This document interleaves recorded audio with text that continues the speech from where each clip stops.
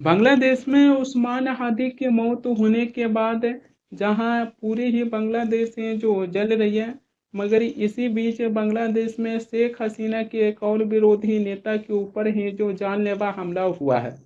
दरअसल सोमवार दोपहर 12 बजे के लमसम बांग्लादेश में नेशनल सिटीजन्स पार्टी एनसीपी के नेता मोहम्मद मुतालिब की घरों में घुसकर ही जो गोली मार दी हैं। रिपोर्ट्स के मुताबिक ये पता चलती है कि हमलावर मुतालिब की सिरों को निशाना बनाकर ही जो फायरिंग किए थे। गोली लगने के बाद एनसीपी के नेता मोहम्मद मुतालिब हैं जो गंभीर रूप से घायल होकर वहीं पर जमीन पर गिर पड़े। आसपास के लोगों को नज़र पड़ा तो मोहम्मद मुतालिब को उठाकर ही जो खुलना मेडिकल अस्पताल है जो पहुंचाएं, जहां उनकी इलाज है जो चल रही है। इसी बीच बांग्लादेश की पुलिस ने जो बताया है कि एनसीपी नेता मोहम्मद मुतालिब को ऊपर जो जानलेवा हमला हुआ है, जो शुरुआत में उनकी हालत है जो नाजुक था। डॉक्टर का कहना है कि एनसीपी के नेता मोहम्मद मुतालिब के ऊपर जो हमला किया गया है, जो गोली उनकी कानों को चीरकर बाहर है जो निकल गया, यानी कि उनकी सिर के अंदर या फिर दिमाग तक है जो गोली नहीं पहुंचा। इसी के चलते एनसीपी के नेता मोहम्मद मुतालिब के ऊपर जो फायरिंग किया गया था, जो अभी तक ही जीवित है, उनकी इलाज है जो चल रही है। मगर सवाल ये आ जाती है कि बांग्लादेश की पूर्व प्रधानमंत्री शेख हसीना की तख्ता पलट होने के बाद शेख हसीना है जो भारत आकर हैं जो शरण ले लिए हैं। लेकिन आखिरकार बांग्लादेश में कौन ऐसे लोग हैं जो शेख हसीना की विरोधी नेता के ऊपर जानलेवा हमला कर कर पूरे ही बांग्लादेश को आग में है जो झोंक रहे हैं। ये सवालें तो बहुत बड़ी खड़ी होती है कि आखिरकार शेख हसीना की विरोधी नेताओं के ऊपर बांग्लादेश में क्यों हमला किया जा रहा है, जो आज पूरे ही बांग्लादेश है जो आग में जल रही है। और मोहम्मद यूनिस की अंतरिम सरकार है जो हाथ पर हाथ धरकर बैठे हुए हैं। बांग्लादेश को लेकर ही इसलिए भी जिक्र हो रही है क्योंकि बांग्लादेश में जो उस्मान हादी की मौत हुआ है, जो उसको लेकर बांग्लादेश के लोग हैं जो ये भी कर रहे हैं कि उस्मान हादी की आरोपी हैं जो बांग्लादेश को छोड़कर भारत में शेख हसीना की तरह हैं जो शरण ले लिए हैं, जो अभी तक उस्मान हादी की हत्यारा हैं जो बांग्लादेश में गिरफ्तार नहीं हुए हैं। बांग्लादेश में जहां कट्टरपंथी और वहां की युवा हैं जो सड़कों पर उतरकर विरोध प्रदर्शन है जो कर रहे हैं, मगर इसी बीच बांग्लादेश में भारत विरोधी भी नारे हैं जो लगाई जा रही है। बांग्लादेश में कट्टरपंथी और वहां की युवा हैं जो अपने देश में कुछ भी करें, इसको लेकर हैं जो कोई बड़ी सवाल खड़ी नहीं होता है। मगर जहां भारत विरोधी नारे लगाई जा रही है, इसको लेकर हैं जो भारत सरकार पर भी सवाल खड़ी होती है कि आखिरकार शेख हसीना को सत्ता से जाने के बाद भारत है जो क्या बांग्लादेश से अच्छे संबंध हैं जो बना नहीं पाए, जो आज बांग्लादेश में लोग हैं जो भारत विरोधी नारा हैं जो लगा रहे हैं, या फिर जब शेख हसीना हैं जो बांग्लादेश की सत्ता पर मौजूद थे तो क्या भारत सरकार केवल शेख हसीना से ही अच्छे संबंध हैं जो बनाया पाए और बांग्लादेश के नागरिकों के साथ हैं जो भारत सरकार अच्छे संबंध नहीं बना पाए, जो आज वहाँ के लोग हैं जो सड़कों पर उतर कर भारत विरोधी नारे हैं जो लगा रहे हैं। ये सवाल तो भारत सरकार से भी पूछा जाएगा, या फिर इसके पीछे एक वजह ये भी हो सकती है कि बांग्लादेश में कट्टरपंथी हैं जो शेख हसीना को भारत सरकार से सौंपने की मांगे हैं जो कर रहे हैं।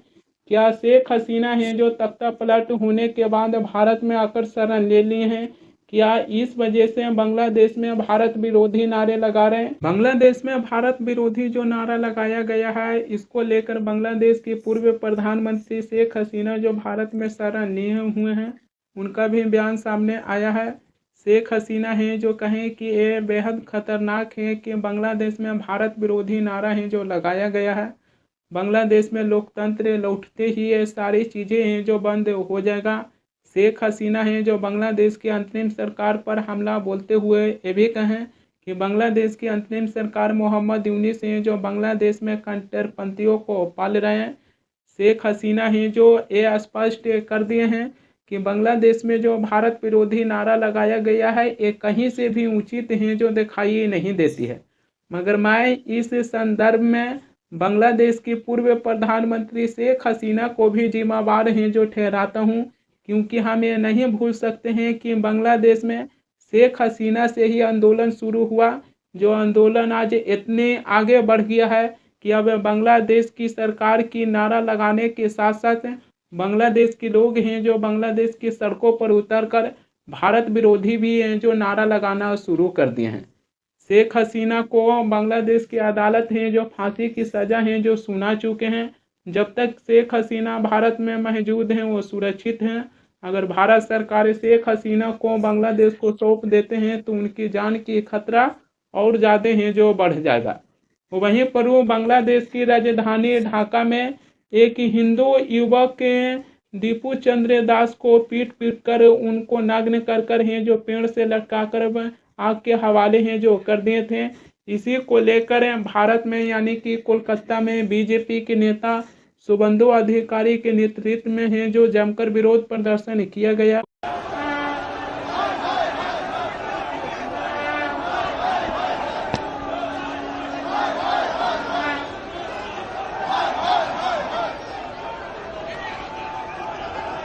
कोलकाता में बांग्लादेश की उप उच्चायोग के पास है जो बांग्लादेश की अंतरिम सरकार मोहम्मद यूनिस की पुतला भी दहन है जो किया गया है।